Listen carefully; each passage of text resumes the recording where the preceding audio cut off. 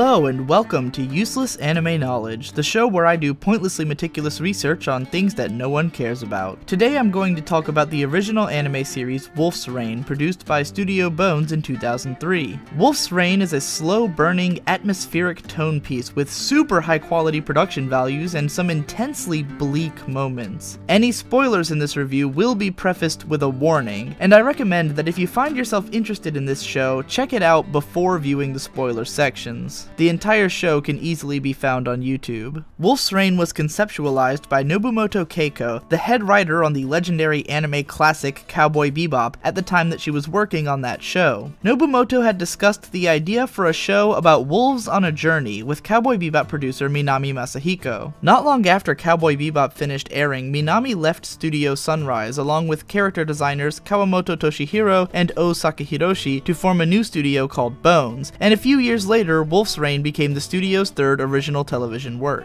Most of the staff who had previously worked together on Cowboy Bebop returned to work on Wolf's Rain, from the former Sunrise staff that founded Bones to freelancers like writer Sato Dai, whom you'll probably be well acquainted with by now if you've been watching enough of my videos. Even music legend Yoko Kanno returned in full force with 2 soundtracks worth of breathtaking original music, and it's hardly an exaggeration to say that her soundtrack plays a huge role in making the series work. Wolf's Rain boasts impressively consistent, high-quality artwork, both in its backgrounds and character animations, even if there aren't a whole ton of big animation moments. This quality, however, came at the cost of a troubled TV run. After only 5 episodes, Wolf's Rain had to take a 2-week hiatus because Studio Bones hadn't finished the next episodes yet. The studio ran into the same issue once again after episode 14, but instead of taking a hiatus again, they put together 4 consecutive recap episodes, likely as a result of pressure from the network to not cause any further delays. As a result, when the show finished its TV run with episode 26, the story was not yet completed, and the last 4 episodes were produced as OVAs, which were released in 2 2-episode packages nearly 6 months after the original TV run had finished. Wolf's Rain was very quickly licensed, dubbed, and released in the US by Bandai, and was broadcast on Adult Swim mere months after the OVAs had concluded in Japan. The series was a hit in the US as well, and the OVA episodes were released and broadcast as part of the main series. While the 4 recap episodes were skipped on the Adult Swim broadcast, Bandai obnoxiously released them in the US all on one regularly priced disc, infuriating many fans of the series. I can only imagine that this was the result of pressure from the Japanese companies to release those episodes on DVD in the US, though in the original Japanese release those episodes were split across 2 DVDs which contained 2 other episodes apiece. Some say that putting all the recap episodes on one disc was a great idea because it meant you could just not buy that DVD, but it doesn't take much looking to find that many customers were unaware of what they were getting when they bought the disc. Thankfully, Bandai eventually re-released the series in one collection, but since Bandai has completely ceased production of anime DVDs since 2012, and no one has picked up the license, the series isn't as easy to come by anymore. By now you've probably noticed that I'm focusing heavily on the production aspects of this series, and that's because the show itself is pretty light on themes and story altogether. As I said, it's more of a tone piece than anything, which is why the character designs, animation, art, and music are so integral. Showing you screenshots and playing you music from the series will do way more to inform you of what it's about than talking about the plot or themes would. Wolf's Rain has a small cast of fairly tightly knit characters, all of whom have unique personalities but more or less work towards the same goal. Everyone in the show is in search of paradise, but no one's really sure what paradise is. It's a show about lost souls searching for a future and a place where they can be happy. The entire series has an ephemeral, magical quality to it, which keeps it just far enough out of our reality to where we can sort of relate to it, yet all of it seems distant and otherworldly. The most interesting aspect of Wolf's Rain is the fact that the 4 main characters are indeed wolves, and while they are more often represented in the human forms that they use to blend in with society, there's always a distinct feeling that they aren't human characters. They're not necessarily realistic wolves either, as all of them have super strength and agility alongside weird mystical abilities, but the point stands that their bestial nature is a huge part of what makes them interesting.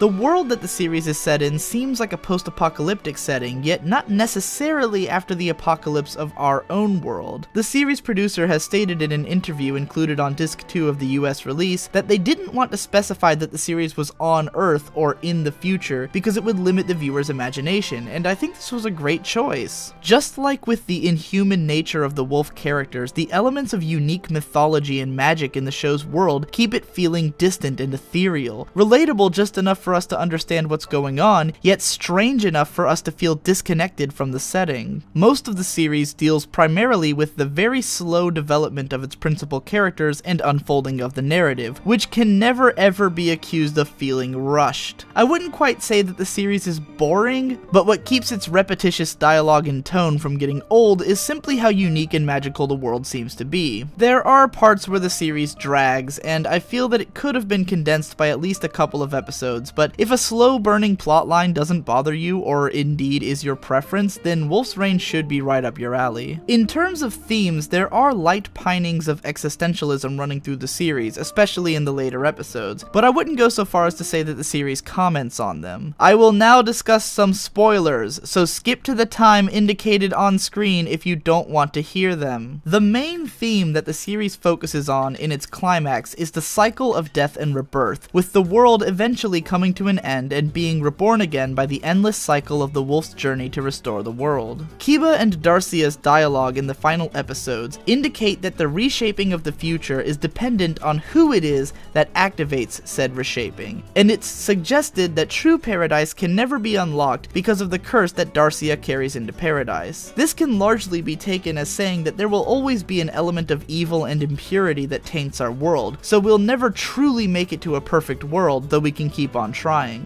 The series' ending shows a world closely resembling our own, wherein all of the wolves have been reborn, and Darcia's curse seems to have made it through as well, meaning that the cycle will eventually have to repeat. All of this is handled with really aloof dialogue, and even a lot of the character backstories and explanations end up feeling less understood and more just kind of felt. The series maintains its otherworldliness and non-specific meaning through to the end, most likely so that the viewer can use their imagination to fill in the blanks and interpret the series in a way that works for them. As such, I feel that if I went out of my way to interpret the series and its ending here, I would kind of spoil it and ruin the purity of the experience. If you have any ideas about the show's themes, then by all means leave your thoughts in the comments, but please mark all spoilers if you do so. I will delete any comments containing unmarked spoilers. In the original Japanese dub of the series, the four main characters were voiced by young new actors, while the rest of the cast was formed of veterans. The producer indicated that he was happy with how this worked out, but I actually watched the show dubbed in English, so I can't comment. Surprisingly enough, as someone who only watches anime dubbed in English when my girlfriend forces me to, I actually had no problems with the Wolf's Rain dub whatsoever. The series doesn't have many cultural references or dialogue that would be jarring in English, largely due to its deliberate lack of real-world association. Each of the English voice actors are veterans that any dub fan will know the names of, and while the show doesn't exactly require the most diverse or emotive performances in the first place, they all do their jobs without any problem. I actually felt kinda glad that I wasn't watching the show in Japanese, because some of the sentence structures and dialogue that feels very anime to me would have taken away from the series' otherworldly mystique. I never thought I'd say this in my life, but this is one anime that might be better watched dubbed if you don't understand Japanese, even if only because having subtitles on screen would detract from the breathtaking artwork. And that pretty much wraps up my analysis of Wolf's Rain. I've got another video coming up where I'm going to talk about the entire creative diaspora of Cowboy Bebop, and I'll probably do a history of Bones at some point as well. I just really wanted to get this video out because I've had it sitting on my hard drive for a while. Join me again for yet another Bones or Manglobe series in the near future.